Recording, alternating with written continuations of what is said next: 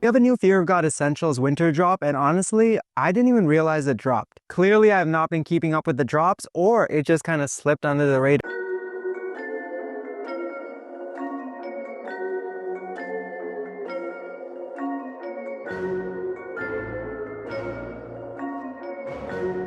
Same oversized and boxy silhouette that people do love about Essentials hoodies. Not much has changed in the 90s fleece version over here. So we're going to have a nice cinched cuff at the bottom over here to accentuate the boxiness. I still recommend going one size down on this particular piece to give you guys something that's proportionate to your body while still achieving that slightly oversized and boxy look. Now with this racing logo thing over here, you guys are going to see a huge 26 in the back, which in my opinion is kind of tacky. Sheroy, I'm actually gonna say a lot has changed. It feels like everything has changed outside of the name of the brand itself. I think you were actually being way too nice about it. Wait a minute. I say way too nice because if you look at not only the prices, but the direction of Essentials, or I should say the lack of direction for Essentials right now, I start to wonder, like, what is this and who is this for? But that is just the direction Jerry has decided to go in this collection. I'm not going to spend too much time talking about that right now.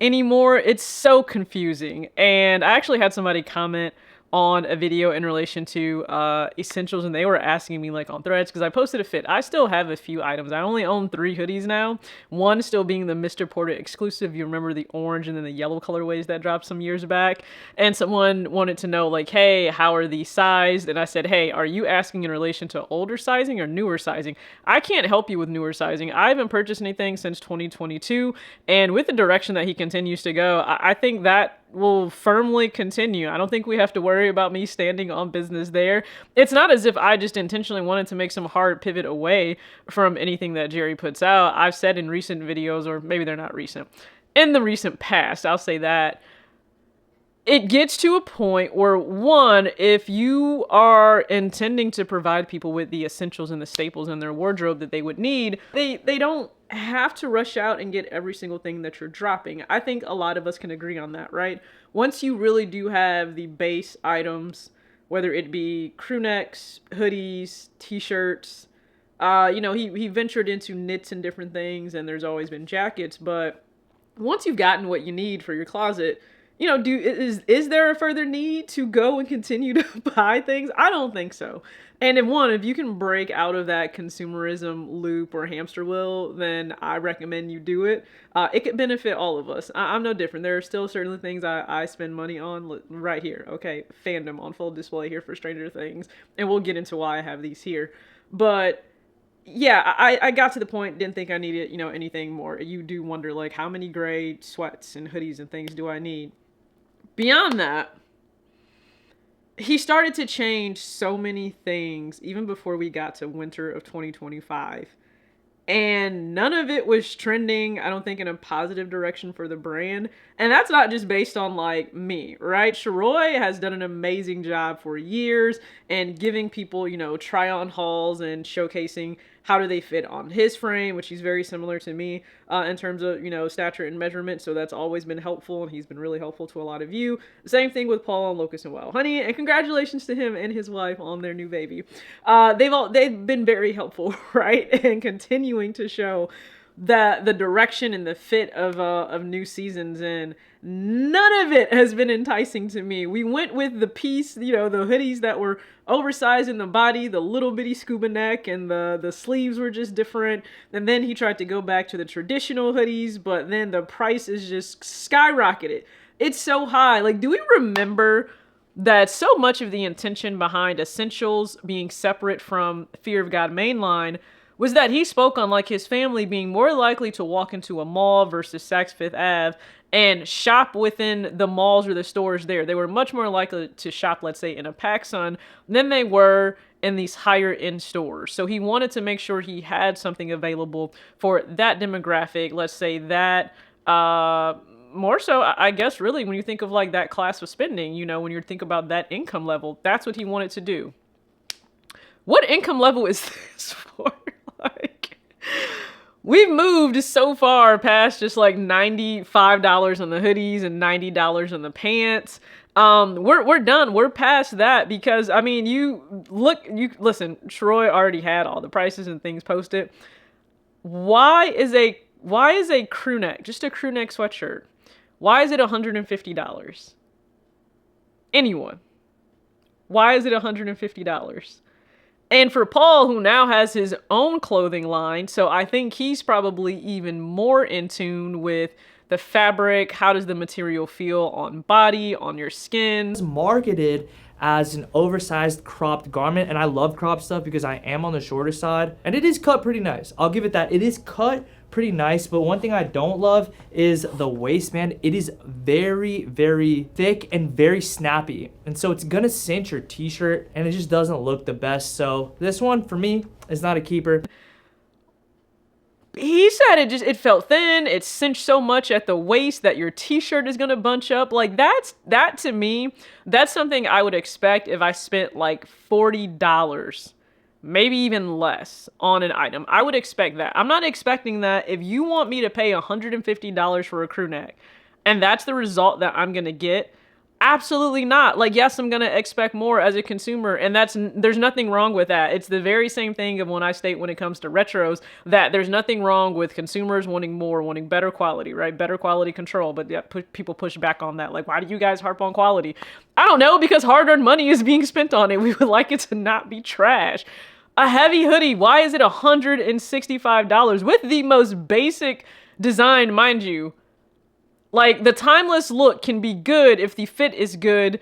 Sheroy said he couldn't even get his head in the hoodie if, like, he had to downsize to the extra small, I believe. However, when it comes to the hood, these have shrunk significantly. My fitted size is 6 7/8 to a size 7.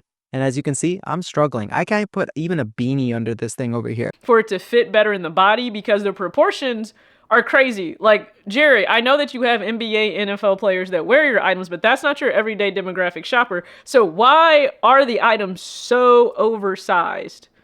Like, are they meant to just be traveling blankets? I am very confused on that, on why everything is so crazy in their proportions now.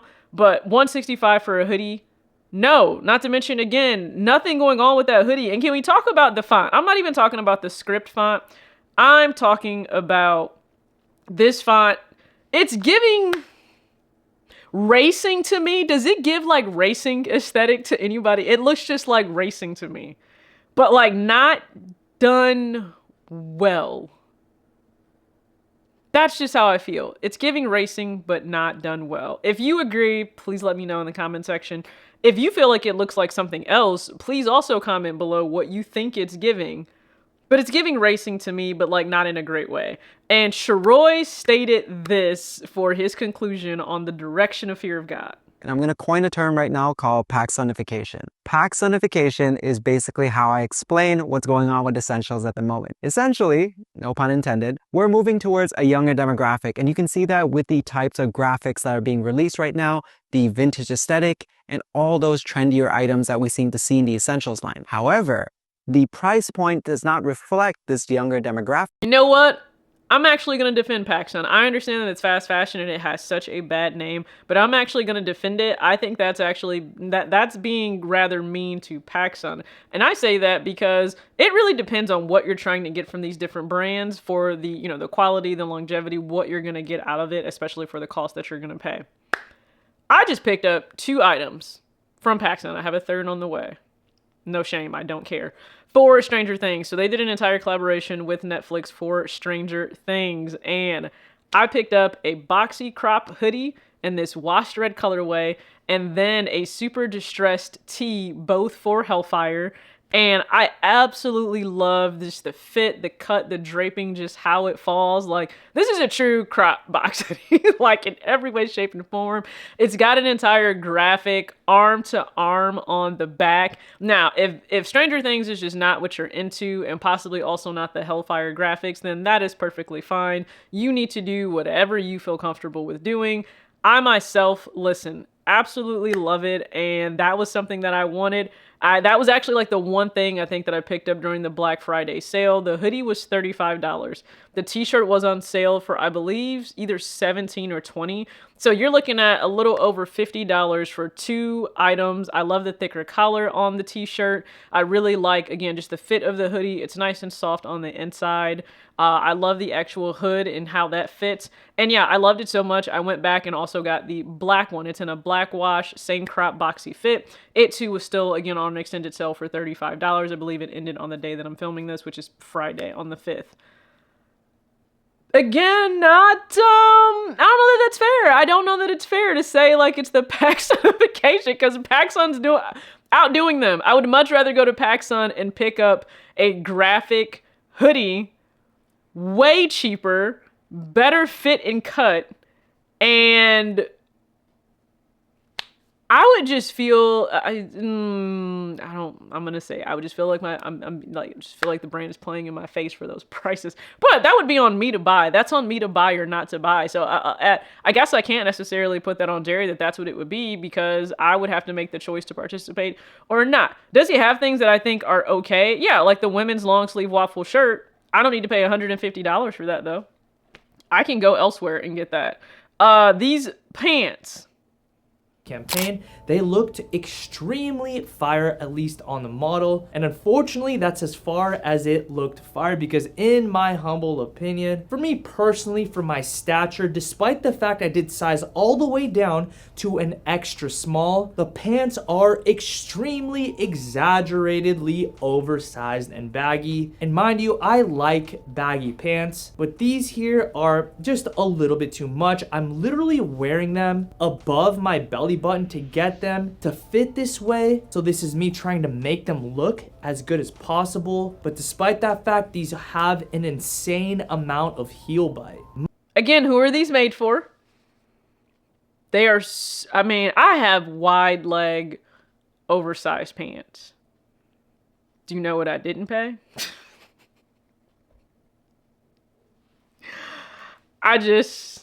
I'm just saying, like, value and cost per wear, they matter. Not only does it just feel like the direction is all over the place to the point where you don't really know what the direction is supposed to be for this. It seems like the quality has wavered. I have no idea what he's doing with the fit and the draping of it. And if you are someone where you still want to not break the bank, but you like certain fits and silhouettes, I'm going to tell you right now, this is not to tell you what you need to go out and buy. It's simply going to give you an option of something that I like, because I am wearing something from that brand right now. Hollister is an option for you. They specifically have boxy hoodies and crew necks and t-shirts, even heavyweight. Those tees might end up running you like $20. The hoodies are still on sale right now. I think anywhere from like $27 to $30 when I'm filming this. The pants, they have cuffed sweats that are baggy. I think they even have a zipper pocket for your phone. And then they also have like wide leg baggy sweats. And the one thing I really appreciate about Hollister over the years, not to say that none of their things have branding on it. A lot of their things, though, no longer have outward branding. You don't even see the little seagull logo. It's not even on there. So if you want to be able to integrate those items into so many different looks and it not clash with anything, if you just want to be low-key and understated, you get to do that. You don't have to break the bank. You can walk in somewhere more than likely and try it on. Do we remember at PacSun they didn't even want you trying things on from Essentials? That was mainly due to a lot of the resellers and whatnot. But, you know, you can try something on. You can make that decision. You can put it in your cart. You can let it sit there. You can wait for deals. I just think right now where I am, it's just a better value, at least for me. And if graphics are something you want, Hollister has options for you.